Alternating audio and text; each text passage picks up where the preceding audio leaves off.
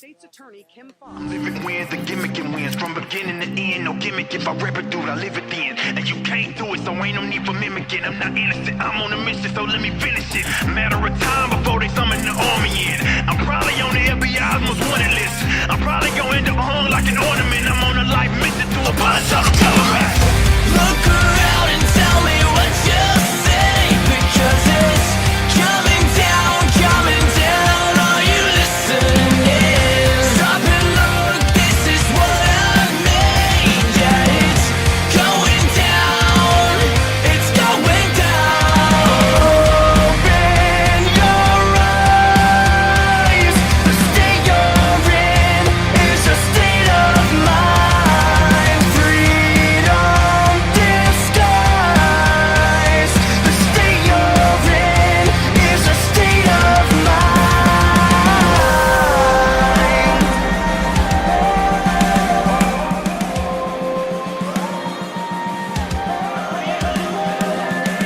What's up, what's up? How's it going, everybody? Welcome back to the Liberty Hour. This is now, I want to say, our fourth show back from a 7-month hiatus. I hope you all have had a great week. I want to thank Miles Coffee for being on last week. We had an awesome time last week. Spoke about some sports stuff, some stuff in the political world. I know I've had obviously a busy week coming back from spring break, everything, catching up with school and everything. Got a 3-day week next week, though, which is nice. We don't go to school Monday because of Cesar Chavez Day on April 1st. And I'm obviously working this weekend and stuff, but it's been a good week, and I'm glad to be back here with my good friend who is my guest today on the show. We were friends back in high school, and he's been on the podcast before. Royce Brash, how you doing, Royce? I am doing great. It seems like I'm always coming on after Miles Coffee. Yeah, I know you were on last time after him as well. Yeah, but yeah. So how you been, man? So I obviously I know that you went to Humboldt last time we spoke. You were still at Humboldt, but now you are now a fellow Hornet with me as well. So overall, how has the transition gone for you so far from Humboldt to Sac State? What do you like most about Sac State's campus so far? Just explain to me like everything with that. Well, I'll start with my favorite part about the campus. It's flat. The Humboldt's very hilly, and I like really the environment. Everyone here has been really nice and welcoming, and Humboldt is very not so welcoming. So Gotcha. It's been a good transition overall. What wasn't welcoming about Humboldt? It's just the people there. It's a completely different place. It's very isolated, small town. They don't really like outsiders, and that was evident in certain job searches. So, everyone here has been very welcoming, especially the different colleges. Gotcha. So, and do you have classes 2 days a week or 4 days a week at SAC? Oh, all 5, man. Oh, all 5. Wow. All 5.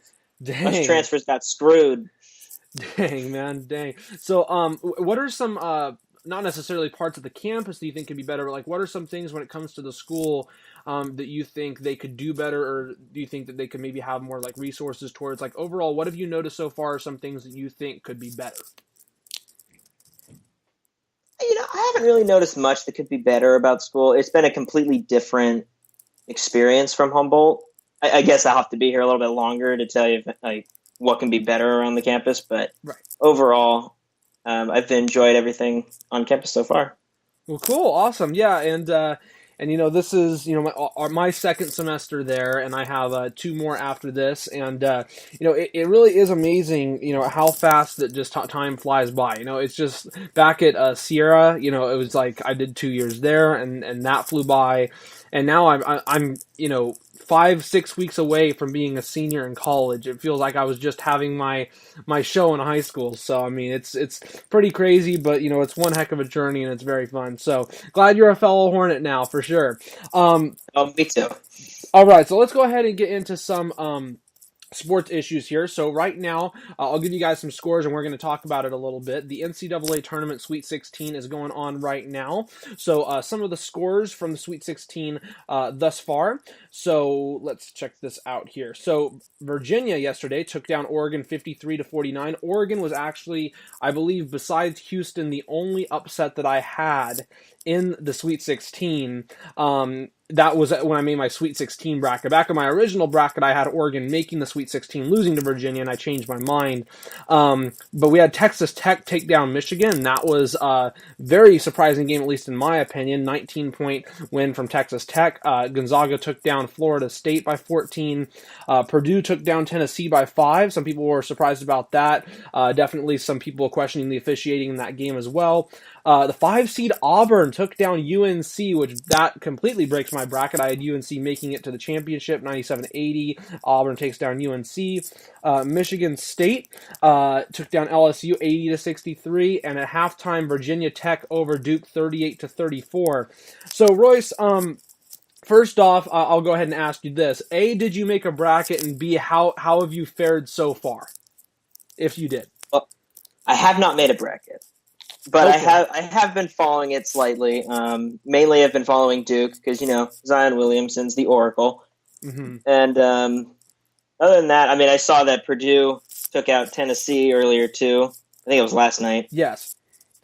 So it's kind of shocking to see Virginia Tech over Duke right now. But we'll see how that goes. We still have a whole half to go. Yeah, I only had them winning their first game. They made it past the second round, and I was surprised. I figured they would beat St. Louis, but I did not have them making it past Buffalo. I had Buffalo winning that game, so Yeah. it's a pretty been pretty amazing to see. Or my bad, I'm looking at Texas Tech. No, I'm looking at the right team. Yeah, so I was very surprised to see that.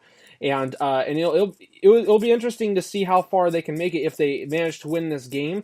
Obviously being the Elite Eight, and they'll be taking on, I believe, Michigan State. So, very interesting so far, right? Another game also, Kentucky is up over Houston, the 2 seed over the 3, 21-14 with 7 minutes left in the half. I have Houston winning that game. I don't know if many would consider that an upset, being that Houston only has 3 losses on the year. Some games that have already scheduled for the Elite Eight, and I'll go ahead and get your thoughts on who you believe is going to win these games. And real quick, Texas Tech, the 3 seeds, taking on Gonzaga, who is the 1. What are your thoughts on that at all? Do you have any thoughts on that by chance? I think Gonzaga's probably going to win it. I mean, you got Gonzaga at 1, so I'm not a big college basketball person, but I'm just going to go through it. Gonzaga is a pretty good college program. And Purdue's shooting in the game, even though some question the officiating against Tennessee, Purdue's shooting was phenomenal. The game went into overtime. Purdue was up 12. Tennessee managed to come back in the second half, and then Purdue, got through in the end. But Purdue with some great shooting by Carson Edwards and Ryan Klein. It'll be very interesting to see how they do against Virginia. I didn't think Virginia would actually. I don't have them making it any further than this personally in the tournament, because I just didn't think that they had the firepower. We've seen them struggle in the NCAA tournament in the past. Obviously, they lost in the first round last year. They were down in the first half of the first game this year again against Carson Webb. So it'll be interesting to see what they're able to do against that Purdue squad. But Purdue has been playing some phenomenal ball, probably one of the most solid teams in the tournament thus far. So I think I'm actually going to pick Purdue in that game, and then I'll go Gonzaga in the other. As I was saying, the winner of the Virginia Tech-Duke game will play Michigan State. I personally have Duke winning that game. I don't have Duke winning it all. And then Houston-Auburn will be a very interesting game now that UNC is out. Auburn has also been one of the huge underdogs of the tournament, and I would love to see an Auburn-Houston game because that would be a complete offensively powered game. But definitely making for some interesting headlines as we go into the final few rounds of the NCAA tournament, and I will be giving you guys some updates on some scores as we go throughout this podcast as well. Next thing I wanted to go ahead and talk about is related to the NBA. So some NBA standings right now for you guys. The Heat are on the verge of being a 6 seed. They're 1 game back. The Heat are the 8 seed right now. Top 5 seeds have already clinched their spots in the Eastern Conference. Pistons are a 6 seed in the East. Nets are 7. Heat are 8. And then you have the Magic at 9 and the Hornets at 10. It's going to be interesting to see how far Dwayne Wade's squad can get in his final season. It would definitely be cool to see them make playoffs and possibly maybe even pull off an upset and win a series. In the West, right now, it's pretty much everything's already cemented, and unless some miracle happens. But it's going to be the Warriors, Nuggets, Blazers, Rockets, Jazz, Clippers, Thunder, and Spurs in the playoffs in some order. Things are pretty closely stacked there in the top 8. But the big story is, for the first time in 14 years since his rookie season, LeBron James is missing the playoffs with his Lakers squad. They are currently 33-42. They will have a sub-500 year, which is also the first time that has happened since his rookie year. And I wanted to get your thoughts on this, Royce. Obviously, he's had the injuries where he's been out for 18 games. Lakers have suffered through some injuries, but I wanted to get your thoughts. Does the Lakers missing the playoffs affect LeBron James' legacy? Why or why not? I honestly, there's no way I don't think it doesn't affect his legacy. I mean, you're talking about a guy who brought every team, no matter who was on the squad, to the playoffs. I mean, you look at those Cavs teams, like especially the one last year, and it was bare bones. There wasn't many guys there, and he almost beat the Warriors in the first game of the finals. If it wasn't for J.R. Smith and his blunder, which we talked about last time I was on your show, to me, you look at it, and I go back to what Kevin Durant said at the beginning of the season, saying, or it was somewhere in either the beginning or the middle of the season, said that being around LeBron James is toxic. And from what I've seen in this whole losing streak, or this row of losing games that they've had, he's distanced himself from the team. I mean, a week ago, you had his trainer come out and say, it was a 6-month injury with his groin. Like, why are you saying that after 2 months of playing your hardest? I saw that too, To me, it's an excuse and really distancing himself away. And this is all a microcosm of them not being able to get Anthony Davis. Yes. It's a massive failure, and the expectations were this team was going to go to the Western Conference Finals and possibly give Golden State a fight. And that's not happening, and in fact, they're like a bottom 6 team in the conference right now. Yeah, and obviously,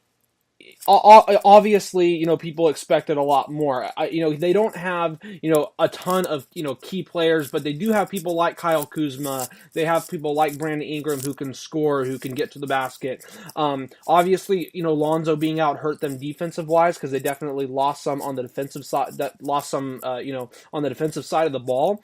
But, something that and I've been thinking about this the last couple of days, because at first I was thinking, I don't know how much it does affect his legacy because of everything that they've gone through this season and adversity and everything.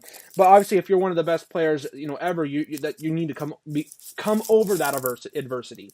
And my thing is, LeBron fans always talk about how how many times did Jordan lose in the first round? Well, I got a good one for you. Jordan only missed the playoffs once, and that was when he made his return to the Wizards. Jordan never missed the playoffs in his time in Chicago. And so, LeBron being 34 years old, still being maybe not in the prime of his career, but still a very, very decent player, averaging 27 a game, 8 and 8. If you're a leader of the team and you're still considered one of the best players in the world, if not the best player in the world at that time, obviously Jordan wasn't once he, came back in 2001, 2002. That definitely has got to hinder your legacy a bit. The fact that you can't at least get an 8 seed in the Western Conference. Obviously, you knew it was going to be much harder because of how good the West is, but you're LeBron James. You took a Cavs squad last year, obviously in a weaker Eastern Conference, that was worse than the Lakers squad that you currently have, and you brought them to the finals. And this year, you can't even get the Lakers to the playoffs. I think it's definitely something that's going to hinder his legacy, and is honestly going to be one of the biggest reasons, which is going to take him out of the greatest of all time debate, in my opinion. Yeah, well, you also have to look at it from this perspective. I mean, when he was in the East, in the playoffs, nobody thought the Cavs were going to make it last year based on who they had. And I forgot who they played in the first round, but they dismantled the Raptors. And then they beat the Celtics in 7, only to get swept by the Warriors in the finals. When you look at them coming into this season, they looked like they had a decent squad, and then going into when he got hurt, the team kind of couldn't handle some of the teams they had to beat, but ended up beating the teams they shouldn't have beat. And you go then to the trade deadline where the team basically said everyone's for sale except for 23. Right. Just for Anthony Davis. And that to the people, and then you got fans in other arenas going, LeBron wanted to trade you, just cheering as they're at the free throw line. And it was not, it was a toxic And I'm going to have to stop you right there, Royce. We'll be right back for part 2.